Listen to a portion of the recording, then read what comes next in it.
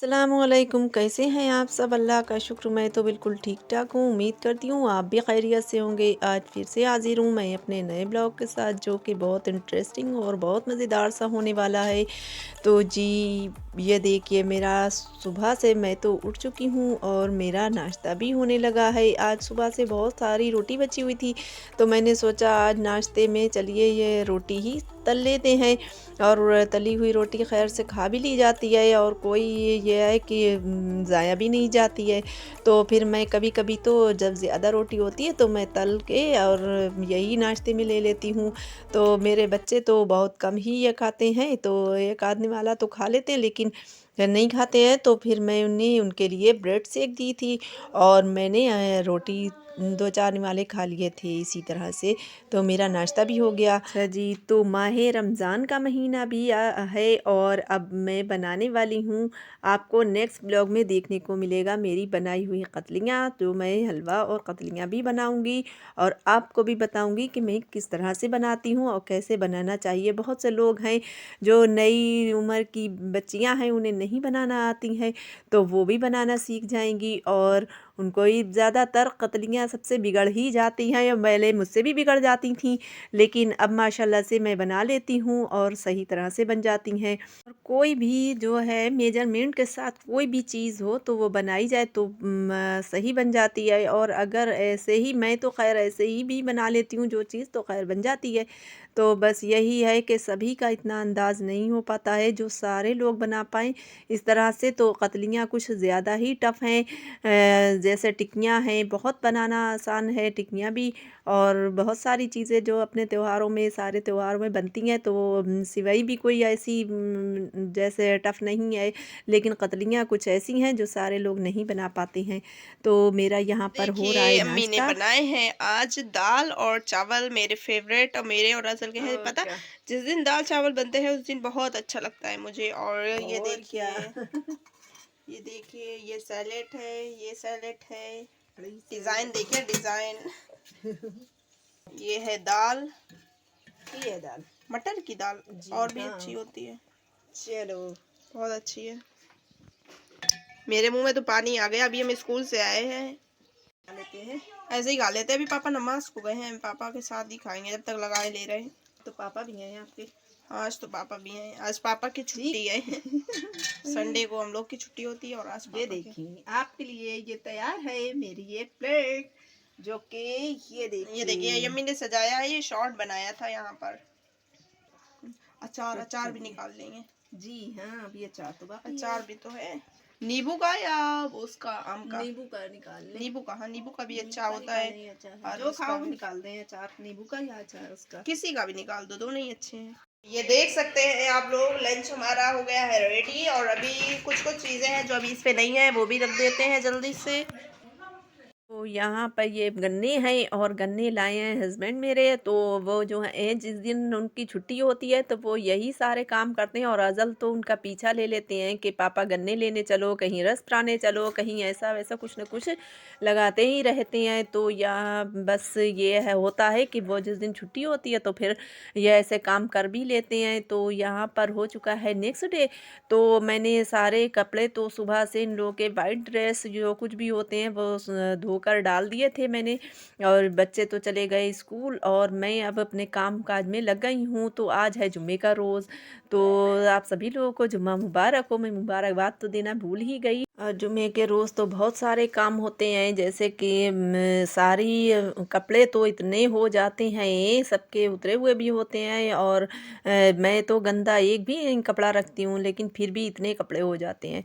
तो यहाँ पर मैं अपना जो है ये गैस का चूल्हा साफ़ करने लगी हूँ यहाँ पर, और फिर इसके बाद बर्तन वॉश करूँगी, और फिर नहाने की भी बहुत जल्दी होती है। वैसे तो खैर दिन भर में किसी वक्त भी नहा लो, लेकिन जुमे का रोज़ ऐसा होता है कि जुमे में 12 बजे इससे पहले ही मैं नहाने की ज़्यादा से ज़्यादा कोशिश करती हूँ कि पहले ही नहा लूँ।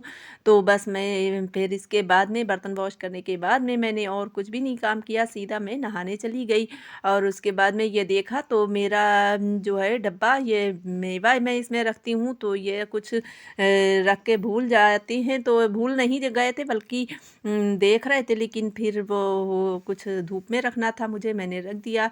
तो आज मैं बनाने जा रही हूँ अपने किचन में वही जो मेरे हस्बैंड लाए थे परसों वाले रोज़ सब्ज़ी, तो वो था बाकला। तो मैंने बाकला भी फिर शाम का टाइम हो रहा था तो मैंने बाकला आलू बनाया है। तो यहाँ पर ऑयल डालकर मैंने प्याज और हींग थोड़ी सी डाल दी। उसके बाद में वही सारे पिसे हुए मसाले अदरक लहसुन डालकर, अदरक लहसुन का पेस्ट डालकर मैंने उसकी भुनाई कर ली। उसके बाद में यही धनिया पिसा हुआ और हल्दी पाउडर और लाल मिर्च पाउडर ये सब और नमक अपने टेस्ट के मुताबिक डालना चाहिए। तो बस मैंने डालकर और उसकी भुनाई कर रही हूँ। यहाँ पर थोड़ा सारा पानी भी डाल दिया था और उसके बाद जो है भुनाई कर ली।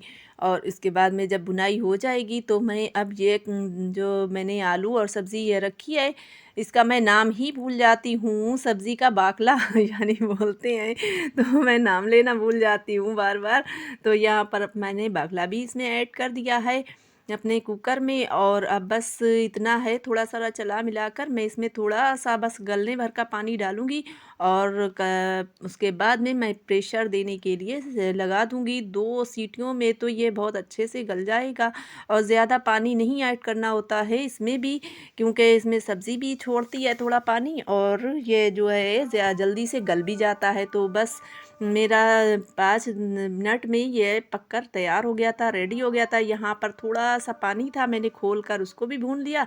और बस ये देखिए कितना जो है मज़े का। तो कुछ लोगों को लगता होगा, लेकिन मेरे यहाँ ये ज़्यादा सब लोग पसंद नहीं करते हैं तो मैं ज़्यादा नहीं बनाती हूँ। तो शाम के लिए मैं हांडी जो है दोपहर से पहले ही बना कर रख देती हूँ, बिल्कुल टेंशन फ्री हो जाती हूँ। तो मैंने पहले ही बना लिया था और उसके बाद जुमे की नमाज़ अदा करी। तो अज़ल और हिफ्ज़ा ये लोग स्कूल से आने में लेट हो गए थे, तो फिर हिफ्ज़ा और मैं और हिफ्ज़ा अज़ल तो मस्जिद नहीं जा सके, तो फिर मैंने मेरे ही साथ इन्होंने भी नमाज़ अदा की थी क्योंकि लेट हो गए थे। फिर वहाँ से आए तो नहाना धोना सब करके और फिर जो है हम तीनों ने एक साथ ही नमाज़ पढ़ ली। तो यहाँ पर हम लोग नमाज़ अब पढ़ रहे हैं और यहाँ जो है फिर उसके बाद में हम लोग कुरान पाक की तिलावत भी करना है।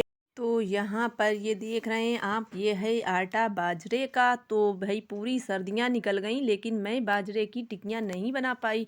तो मैंने सोचा कि चलिए अभी बची खुची जो कुछ भी रह गई हैं सर्दियाँ, तो बस बाजरे की टिक्कियाँ भी बना लेते हैं। यहाँ पर ये देखिए मैं गुड़ कट कर रही हूँ और इसको कट करने के बाद में बस इसका घोल कर शीरा बना लेना है। इस पॉट में अब डाल देंगे गुड़ और पानी थोड़ा सारा। तो जितना भी, मुझे ज़्यादा तो बनाना ही नहीं है, कम से कम 3 पाव इतने शीरे में ये हो जाएगा गुड़। मैंने आधा किलो तकरीबन ले लिया है, अंदाज़े से लिया लेकिन आधा किलो तो होगा ही होगा।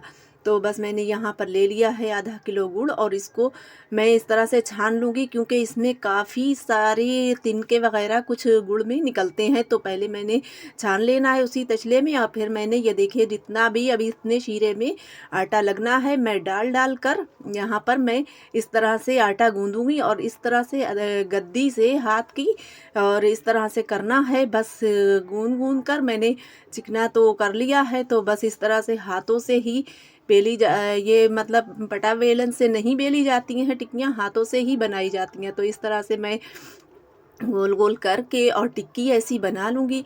तो यहाँ पर मैंने टिक्कियाँ बना कर देखी तो खैर बहुत अच्छी बन रही थी, तो चटक भी नहीं रही थी। और फिर तलने के बाद में थोड़ी सी एक क्रैश सी पड़ गई थी। तो बस यहाँ पर मैं अब सरसों का ऑयल मैंने डाला है, रिफाइंड नहीं डाला है, मैंने सरसों के ऑयल में ही इसको फ्राई कर ली थी।